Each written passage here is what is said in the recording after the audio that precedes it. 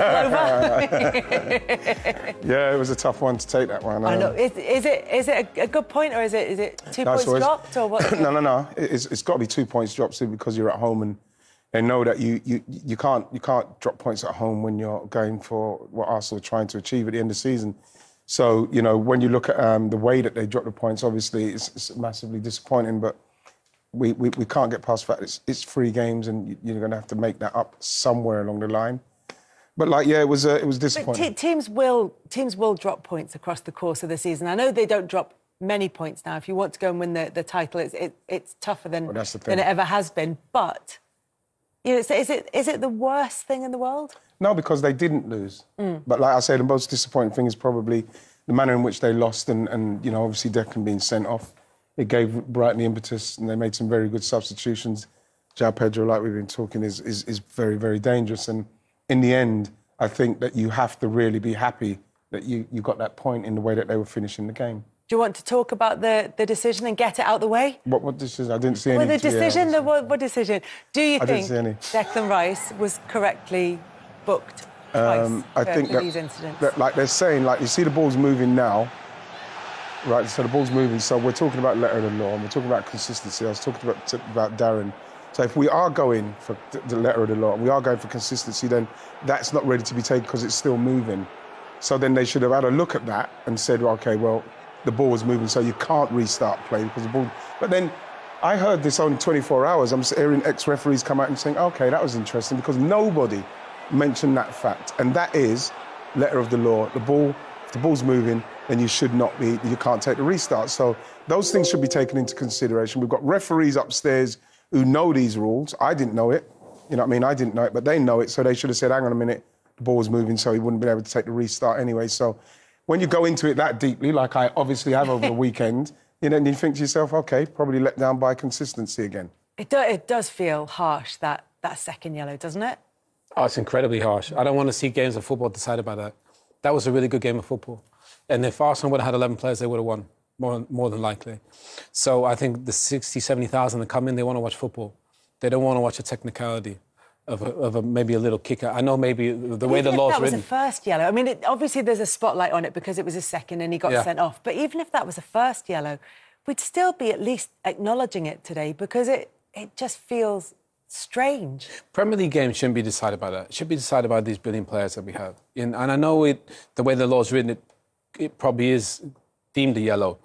But it comes back to football players, feel. The ref's got to have a bit of feel in that moment. You know, it's a really good game. Yeah, OK, it's a bit emotional and he moves the ball. Right, he makes a great point. The ball's moving, so you can't take it. So in that sense, I think it's crazy harsh. Declan, you know, he's close, ball's moving, just a little move. That's not a yellow card. You could see as well that Veltman... Yeah, this happened. You know who used to do this to me a lot? Francis Benali at Southampton. You know, because when you get the free kick, you go in front of it, Kel, and then you start walking away, because obviously they can't book you for trying to go and get 10 yards. So you go and you try to walk away, but then they kick it against you, and then you get booked. Yeah. They've got to see these things now. They've got to but see you also would have been the player who's standing opposite Declan Rice going, well, letter of the law. So. Well, Danny Webber was saying, it's a yellow. Yeah, you see it. I mean, you know, there's nothing I can do there. That face that says, come on, it's a yellow. But Declan done what all of us do when, especially that stage of the game, you know what I mean? You're that far up in the pitch, up in the other end of the pitch. You're just going to delay and just start jogging, probably. And, you know, people say, well, Declan shouldn't have done that. You know, he's probably gets away with it on week in, week out. Obviously, they're going to clamp down on it this season. So I'll be looking out for it. Yeah, well, definitely people will be plenty of yellow cards flying around for that. It's hard to say that's deliberate, isn't it? It is, but I'm in a minority today, because I'm going to back up the referee. Well, do you know what? If there's a question mark around it, then it can't be overturned. No, I just think that Declan's had a bad day. He's a fantastic player, but the first tackle, he's not going to win the ball, and he goes launching in and he gets the yellow card. He knows he's on the yellow card. And then he puts himself in a position to get carded again. Now, again, the PGMOL, they give us all the rules before the season begins, and they tell us what the threshold's going to be. And they tell us Law 12 means if you do... Sorry about being a bit of a geek on this. No. If you do attempt to delay the restart by kicking the ball away, and they're very specific about it as well in the laws, then you're going to get cautioned. So he knows the rules, the players know the rules, we know the rules, and... But what about the João Pedro one? Exactly. I was about to go back to that one. Mm-hmm. There are Arsenal fans online who have made, across this weekend alone, a list of players across the Premier League who have not been penalised for exactly that kind of thing. I mean, it was kicked it out of the stadium, João Pedro. Absolutely. It was absolutely ridiculous in the same game. And the other matches going to be stood down for the next round of Premier League matches, and then we've got to have enough referees. I mean, I think that there are two separate issues, which is, one, did Rice put himself in a position to be sent off? Yes, he did. Yeah. Is there a problem with consistency? Yes, there is. And I think definitely that has to be feel, right? We've got to have... Yeah. Let's let the players decide matches, unless it's really obvious. And I don't think that was... Just felt a bit great, didn't it? Yes, but I think you're both right. I think that's his 245th match, his first sending off, right? But he's experienced enough not to put himself in a position like that. Yeah, he'll be kicking himself more than anyone. Yeah, and I think he has to take a little bit of responsibility. Yes, he does. But then we've got to stop talking about everything being to the letter of the law, because that wasn't to the letter of the law. No, I do agree with that, and I think that all I'm saying is you do not put yourself in a position to be sent off. Because if you look at that footage, as the referee's taking out the card, he shrugs and he's saying, you know, what can I do? And you see him, watch him coming in, you see him shrug and you see him do that movement with his right leg, not that movement, the one afterwards, where he basically says, what can I do? Look. You know what he can do? I'll tell you what can do. Danny Welbeck is funny there, though. But what he can do is, because like the ball is dead, so they can be checking upstairs because they can see it, and he can say, well, actually, if we're doing to the letter of the law, the ball's moving. Yeah. That's what they can do there. Yeah. Now, I'm not exonerating Declan, but that's what they can do. So, and all of those. So maybe I said there were two. You guys things. are good lawyers, by the way. I believe you both. I just like to believe. I'm convincing the jury. Convincing the jury. Maybe it's not two things. Maybe it's the three things in terms of consistency, because there are cases where referees will let the free kick go if the ball is rolling. Yeah. There are cases where it's not. But I just feel that he's such a good player, he could take responsibility. You know, and the thing we keep saying the ball hadn't stopped, so they couldn't take the free kick anyway. You can get booked for kicking the ball away, even if they haven't set the ball up for the free kick. Yeah, but like that was a restart, though, wasn't it? Kelly was saying. But it hadn't restarted. No, this is what I'm saying. Yeah, because they couldn't restart because the ball's moving. So. But that. But I'm not going to bend. I'm not going to back down on that one. He's done his research. He knows. Every time you mention it, I keep looking, thinking, I'm not following this logic at all. Look, what have you made of Arsenal then? We're three games in, and look, it's 2 dropped points. They will drop points across the course of the season. Ideally, it doesn't happen at this stage. But what have you seen from them this time? Well, I've seen that the game plan in the way they're playing from the back through the midfield, getting to Saka, getting chances, Kai Havertz coming in, Trossard cutting in. Everything's working how they want it to work, and it's been fantastic up to that point. I think that my mindset going into it is one of a lot of confidence with the teams that we've got coming up. I thought we'd win all the games up to Tottenham, and then it's the derby, so you see how that goes. But then that one was a bit of a surprise to me, simply because, even though Brighton did get the point, it was a game I went into, not saying, we're going to beat them, but saying the way we're playing, we should beat them at home. And we know that we have to be Arsenal winning home games. So, I got very nervous towards the end because I was thinking, oh my gosh, I think we might lose this game, the way they were finishing it. So that's why I was happy with the point. But in the main, Kels, I am happy with it. But we know that, what Manchester City are capable of doing. And they've already started the season brilliantly. You cannot see them losing at the moment. So any points dropped is going to be a little bit of a nightmare. I would say, though, that could be a valuable point by the end of the season. Yeah. Brighton look a better side than people give them credit for. And also, Haaland in the last few seasons, he always seems to miss at least a month, 6 weeks or so. He did miss 2 months. Has he had a summer like he's had this time with a lot of reps? And he did say it's the first season he started pain-free and feeling really good. I'm just trying to clutch at straws. Yeah. Well, it's only because I know we're going to talk about Haaland in a bit. But you know what? I think if you look at Arsenal, I like Timber looks really good. Yeah. Chalafoy came on, he looked good. Yeah. And I think Raheem's going to be a good option for them as well. So as good as Arsenal were last year, I actually think they might even be better this year. Yeah. Hopefully they can just stay fit. I think if they stay fit, especially certain players. We was very fortunate with some of our main players last season not getting injured. Ødegaard, Saliba, you know what I mean, and like Saka, Gabby Margaret, all those kind of players that we needed. Declan not getting injured was a massive bonus. Well, hopefully that can happen again. Sterling is going to be the key one because obviously Saka, they play him so often. Yeah. And if Sterling can come in and play on that right-hand side, you've got no dip in quality. In fact, you've got an upgrading quality because he's won 4 Premier League titles. So he brings match-winning experience and the ability to score goals. He's versatile. There's so much about him that is an upgrade in many ways to Saka, but it makes you a lot stronger in the final third. Raheem Sterling didn't come quite out of nowhere. But it was certainly a surprise when he'd been linked with Manchester United, and then, ta-da, on deadline day, off he's going to Arsenal. It made sense. I remember it does make sense. It makes a lot of sense, and especially knowing Mikel, knowing how Mikel plays, the way it worked out in the end. Once I heard that Reece Nelson is going to go to Fulham, or he was going to be Ipswich or Fulham, once I heard that was done, I said, then I think Raheem is coming. It's going to be done, and I think when you're looking at his age, his capabilities, the manager he's worked with before, the state of play, he'll know everything in respects of being a rotated player. You know, we had that at City. So if he comes in, and yes, if it is, I don't think it will be. I think it'll probably be the left side more than anything else. Yeah. I don't know. Hopefully Martinelli will get his form going, but I think that you can even play him in a false 9. Yeah. You know, so you're talking about somebody with his experience. With the way this deal's gone, it's absolutely perfect for Arsenal and Raheem Sterling. Is it perfect for Raheem Sterling as well, do you think, Darren? Because he sort of lost his way again at Chelsea, clearly, with the sort of falling out with the manager and the statement that may or may not have been put out by his representatives. What do you think? I think it's a perfect move for him. And I look at the progress of Kai Havertz, who's now scored 18 goals in the last 21 games.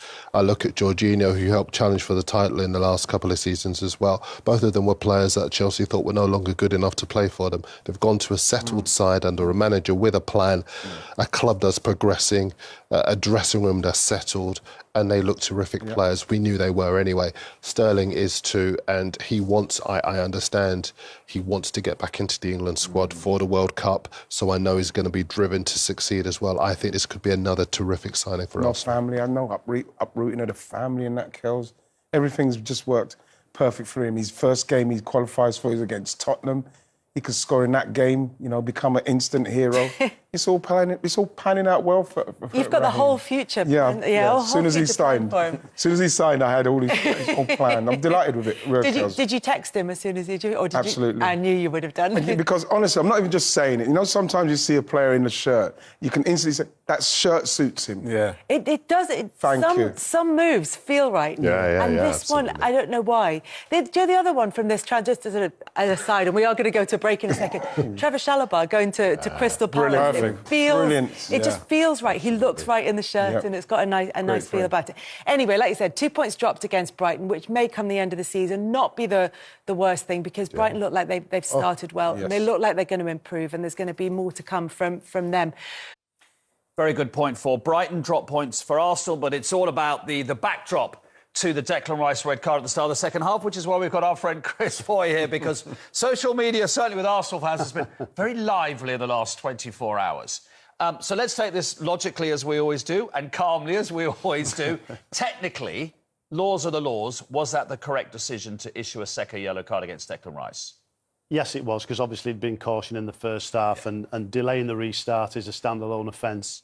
Veltman tries to take a quick free kick, and he just kicks the ball away, and it went over the touchline, and he prevented him from doing that, so it is the right decision.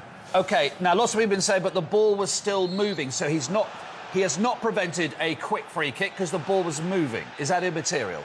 It's irrelevant whether the ball's moving or not. What he's actually done is prevented him from taking the kick. If the ball's moving and he kicks it, obviously, then it would be a retake. But as I said, the offence is delaying the restart, and as you can see, it's flicked away. It goes over the touchline. He can't take the free kick. Does he have to send him off? Because he looks a bit sheepish, Chris Kavanagh, as if to say, I don't know whether the boys have ever been in this situation, I haven't got any option. You have given me no choice here. Well, the thing is, Mark, at the start of last season, referees were empowered with this kind of thing, time wasting, time absorption, delaying the restart, showing imaginary yellow cards. So the clubs and the players know it was talked about pre-season and the squad visits. They know exactly what it is, and the decision has been made. So you can't really, throw any blame at Chris Kavanagh for that. What about Veltman? Because he boots Declan Rice. Well, I know the boys are going to speak about that in a minute, and I think what you've got is a situation there where he's trying to kick the ball. It's a glancing blow. What it definitely isn't. It isn't a red card, that's for sure. Could it have been a yellow? It may possibly have been. Chris Kavanagh, the referee on the day, chose not to. He just felt that a talking to was enough in that situation, and he's, as I said, he dealt with Declan Rice. Joel Veltman knows exactly what he's doing. It doesn't make the decision wrong. He knows he's got a player standing right in front of him on a yellow card. Do you remember a few years ago, you don't often see it these days, when a player puts a ball down, someone walks across them and they kick it off him and he used to get a cheap yellow card? It's a similar sort of thing. Yeah. It's just, they call it the dark arts. It's a little bit of that. But Declan Rice is an experienced player. Declan Rice is not 17 anymore, who's just made 5 appearances. He's been around the block, and he said afterwards, he went, hands up. Yeah. You can't run the risk, especially when you're on a yellow card. You've just got to walk away from that. If you walk away from that and it's 11v11, every chance Arsenal in the heat of the moment, though, you know yourself, you've been there. It's hard. Someone's trying to take a quick free kick, the ball's right there. You're not feeling like you're kicking it miles away. You're just sort of toe poking it right there. I got sent off at Villa Park for something a little bit similar. Apart from Declan Rice played it a yard, I kicked it 50 yards up the pitch because I was fuming, and the referee's gone, bang. OK, but so laws are the laws. If you stop a restart, there should be a yellow card. Mm-hmm. But the problem is, and this is obviously gets everyone on social media going about Arsenal persuasion, there are 3 separate incidents this week, and one was today in the Manchester United-Liverpool game where the player is not booked. And in the game at the Emirates, João Pedro boots it almost into the Tottenham ground from Arsenal from the halfway line, and he's not booked. So why is he not booked for this? What is the difference? I think with this one, I mean, only Chris Kavanagh knows why. I mean, quite clearly the ball goes out, the whistle wasn't blown, the ball went to the goalkeeper. Whether he's thinking there's nobody there to take the throw-in, I don't know. I'm second-guessing. Yeah. None of that matters, does it? But with hindsight, I think if Chris reviews that, which he will, he would probably think that was probably worthy of a yellow card. But let's be brutally honest with this. 2 wrongs don't make a right. No, they don't at all. It's just the old consistency thing. In the game at Old Trafford, I can't remember which defender it was, hauled a Liverpool... It was Dalot who hauled a Liverpool player down. The referee clearly gives a free kick to Liverpool. Dalot picks it up and throws it away. I mean, that's clearly preventing Liverpool from taking a quick free kick. That's a yellow card offence. Yeah, what we find in football is you get themes and trends of things happening, and one of the things that we talked about this weekend is delaying the restart. And I would imagine when the referees meet up, they will look at these and decide, what we got right, what we got wrong, where we can improve. So it's evolving. We're 30 games in. Thankfully, that's probably the only thing we've been talking about, which is really good news. So, one to look at. OK, and as you said, Declan Rice did say afterwards, I deserve the second yellow card. If that's what the law is, then the referee had no option. Yeah, I mean, knowing he was, he'd gone in for that initial challenge, which again was an unnecessary challenge on the halfway line. He'd already got a yellow card. He couldn't go and run the risk again because Arsenal were in a comfortable position at that point. They were 1-0 up. They were in control of the game. They were creating chances. And the squad, it seems, Declan Rice, Mikel Arteta, know the importance of every point. They've been so close the last couple of seasons, and they don't want to be so close again because when they had a game in control, they did something stupid. Absolutely. Chris, thank you very much indeed. And Arsenal cannot afford that because of Manchester City. And on Saturday evening, they were in action at West Ham. City looking to capitalise on those early drop points by Arsenal. Another day, another hat-trick for Erling Haaland. It's starting to get routine. It feels like everything is routine for him. Do you know, we were talking about Liverpool earlier on and about how relaxed the players have looked at the start of this season, especially in a season where we thought players, a lot of them have had a long summer. They've been off at the Euros. Some of them have been off to the Olympics. And we've got this whole long season coming up with extra Champions League games. And they could be excused for being a little bit, not weary, but just, preserving their energy a little bit. Erling Haaland, on the other hand, has had a summer off. He spent the whole time doing extra training, getting himself ready for it. He's been absolutely raring to go. He's been chomping at the bit to get on the pitch. And we're seeing it now. He looks like a player who's been waiting for this. Yeah, he's started the season so efficiently, so clinically, that you do feel that he could probably score 2-3 goals in any game with the chances he's getting. Could have scored. He missed it. There's one header came across. He was very disappointed he didn't score. But we're talking about somebody that is so clinical at the moment. You know, the way he's finished it, like that one there, you cannot stop that. You can't stop him doing that. The way he's playing. He said was his favourite. That was beautiful because the touch, the first touch, the defender's going that way, but the touch. He liked the power as well. He said, I feel like a lot of the time I'm guiding the ball, and that time he said, I loved getting that connection. Obviously, with the training he's done through the summer. And this is a Dortmund-style goal. Yeah, that's what we're accustomed to see him doing. But he was chomping at the bit to start because, like he said, he's fresh, he's refreshed. I've been seeing him about his daily intake of food and fuel, and he's somebody that is already operating off the field like a Cristiano Ronaldo. That's what Cristiano Ronaldo spawned, players like that, and he's doing it 22, 23. If he carries on, he will score those goals. He will score the goals he's meant to score. My stat of the weekend is that if Erling Haaland does continue at the same rate of goal scoring that he is at the moment, he's already ahead of the same rate of Messi and Ronaldo after the same number of games for club and country. And if he carries on at this rate, he'll score 1,015 goals for club and country across his career. And the thing is, Norway aren't even qualifying for the major tournaments. He's managing to do that without tournament football. Can I just say quickly on those stats, Kels, just shows the levels of Ronaldo and Messi and what he's going to have to do in the levels and the sacrifice what he's going to have to do in respect of getting there, because that sounds impossible. Yeah. It sounds impossible. Not for Erling Haaland. He makes the impossible look possible. Yeah. He's crazy. Honestly, I don't know. He's just like created in a lab to score goals. Yeah. The size and the speed, the finishing. Wright made a great point. His efficiency looks sharper this year. He gets loads of chances because he's a great runner and he's smart. He's got good time. He's a good finisher.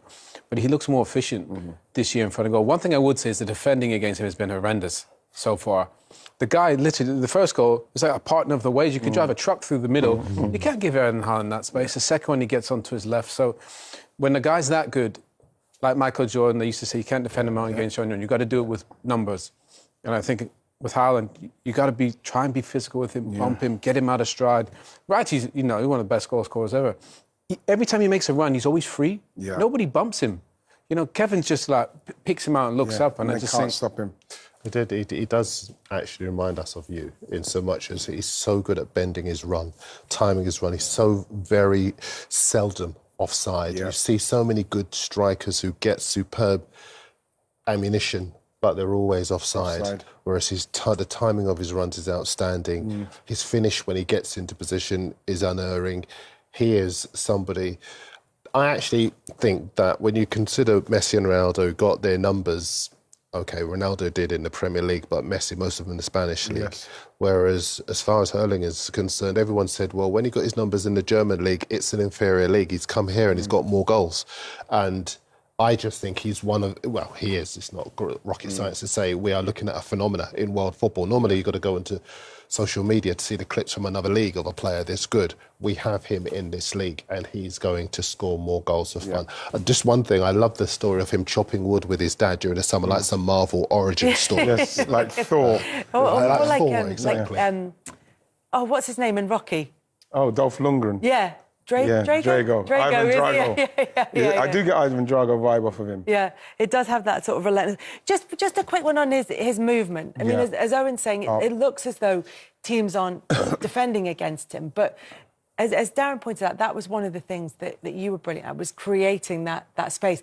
How much is a distraction for the defenders? How much can they actually keep an eye on you the whole game? It's like, even with the third goal, when you've got somebody who's got the ball, who's got that kind of time, and you've got a forward who is not so eager to get in. Watch him. He actually, once he gets the ball through to him, he comes backwards first, and then, did you see that little step what he's doing? He's coming backwards so as he don't run forward and run offside. You watch it, there it is, them two there to stay on side. See, that is why you can't stop him, because then you've got people on the ball with time. You can't stop him as long as he makes those little moves, and it looks very simple, but just a mere 2 little steps backwards to then go forwards, because he knows he's got the pace, is why you won't be able to stop him. You can't defend him. against him You like can't, that. That's you can't. crazy. You can't, because you were talking to me the other night, and you were saying, what do you practice? And he was saying exactly that. You practice the movement, you practice the touch. No, not that third goal. Funnily enough, that's the one that he said, and I'm glad you were paying attention, but that's the one that... No, but that third goal is the one that he said, that's muscle memory, because he said that's what he did all the time, the time. And so Yeah, he has. He's practiced it, but he's practiced it in game. Yeah, but Kels, the thing years. What's good about that though is the amount. How many times do you see fools just running offside? Yes. And we're dealing with it's so tight now. Millimeters. You have to, and he knows that he's got like 40 yards of space. So what am I going to try and be in a rush to get in front of the defender here when if I just come backwards to go forwards, I've still got 30, 40 yards. Because he knows he's going to make it up. Exactly. They're not going to catch him. I remember asking you one time about when you played at Bergkamp and who made whose mind up. Was it Bergkamp with the pass or was it you with the run? I can't remember what you said. No. The thing is with Dennis is that he will recognise the run you're supposed to make. As we started to play together, I knew when the ball's going to him in a certain way, it's coming to him in a certain way, I know that by the time he's getting ready to pass, I've got to be on the move already. I've got to already be on the move. And sometimes when I got it wrong, he would pass it there and, I would get the blame simply because he's not making a mistake with that pass, So it's my run that's not being timed right. But when he lets it go, it's because that's where you're meant to be. And it feels like there's 3 or 4 Dennis Bergkamps in that team because they all seem to get the right way to pass. De Bruyne. He could not be, he could not be, Kel, in a more perfect team if he wants to get to 80 goals this season. Couldn't be in a more perfect team. 80? I think that he's probably going to get 50, 60 goals this I'm with season. you, right? He could do. I think he could do. Kel. If you think as well about some of the teams in the bottom end of the Premier League that are insisting on playing out from the back, getting pressed high, honestly, they are going to get smashed by this guy. And I don't want to go too far, sometimes it's easy to come on a bit hyperbole, but when you think about the fact that he scored 52 goals in his first season when he wasn't really as up to speed as he is now, and then you throw in the fact that there is that bad defending and then there are these teams supposedly sticking to principles, he is going to fill his boots this season.